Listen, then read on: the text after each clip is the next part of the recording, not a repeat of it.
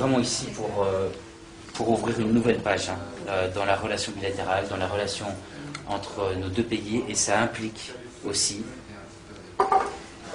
on est vraiment ici pour ouvrir une nouvelle page dans la relation bilatérale, dans la relation entre nos deux pays, et ça implique aussi un autre style et une autre approche. Moi, je suis là pour m'ouvrir à la société tunisienne.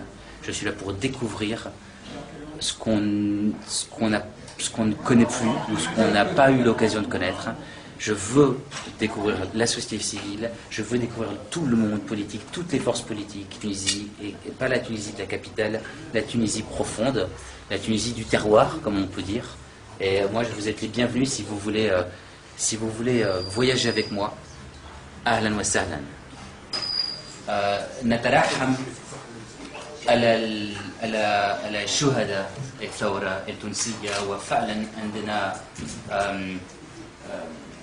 نفكر في دول الضحايا ودول الشهداء. Voilà ce que je voulais vous dire en arabe pour commencer.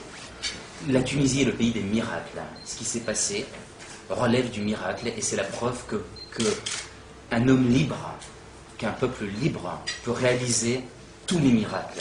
Et la Tunisie a donné au monde une leçon d'espoir, une leçon d'espérance. Comme vous le savez, le tourisme, c'est 7% du PIB de la Tunisie.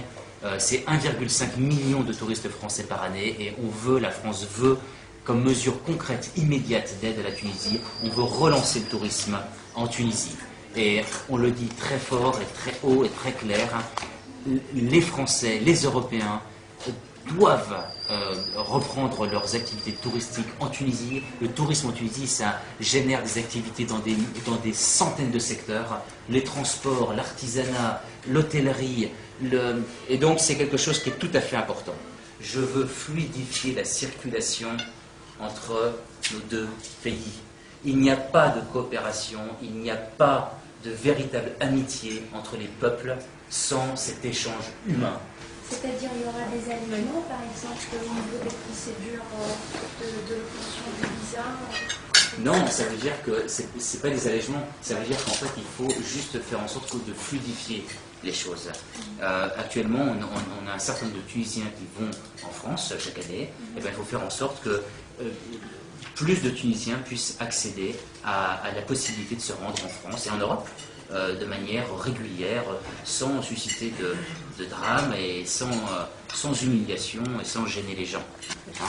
Donc n'essayez pas de me faire tomber sur des trucs débiles. Franchement, vous croyez que j'ai ce niveau-là? Vous croyez que moi je suis dans la petite phrase débile? Moi je suis là pour exposer une philosophie. Je suis pas là pour me mettre dans des citations. Il a dit ça. C'est absolument pas mon but de vous mettre dans une situation. Est-ce qu'on puisse attendre? Moi en plus je vais vous dire un truc. Moi je suis pour yani aqad fiqa ma baynana. Je suis pour le contrat de confiance entre nous. Moi honnêtement, je suis prêt à vous ouvrir mon cœur et je suis prêt à vous ouvrir mes livres. À partir du moment où entre nous, on a une relation de responsable. Est-ce que la France va faire Vous croyez que moi, l'ambassadeur de France en Tunisie, je vais répondre à cette question?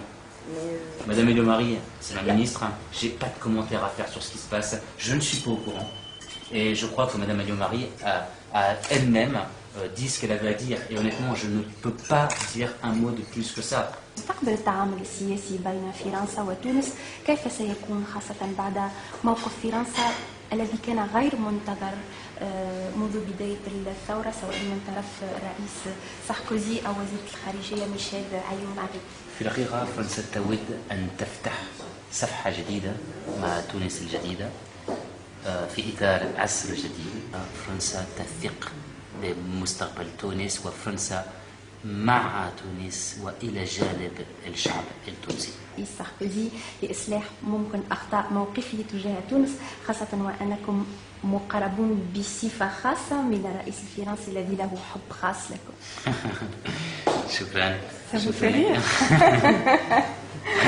السفير السابق بيير مينا يعاب عليه أنه لم يتفطن مسبقا لهذه الثورة. دونك هذه المخاوف تخص قربكم من الرئيس ساركوزي، صغر سنكم، طبيعة مهمتكم المتمثلة أساسا في تجديد الثقة بين الشعب التونسي والشعب الفرنسي. ما إجابتكم على هذه المخاوف؟ لماذا مخاوف؟ أنا مش فاهم هذا صور مسبقة ضدي، وفعلا لا أستوعب ذلك. يعني خلوني أبتدي شغلي وخلوني برحين. هي مخاوف ليست أحكام مسبقة. بس مخاوف هذا فعلا يعني الشتيمة علي. كيف ممكن تقول لي هذا؟ أنا سفير جديد وصلت من يوم، هذا فعلا لا ودي أن أرد على هذا السؤال. هذا فعلا لا تتفهموا. ممكن الأوضاع ممكن même par rapport au contexte. Au revoir.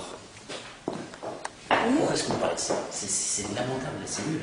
Pourquoi moi je... Alors, je ne réponds pas à votre question, je vous laisse. Il n'y a pas de problème. Merci, au revoir. Pas de problème. Notre séance ici quand même.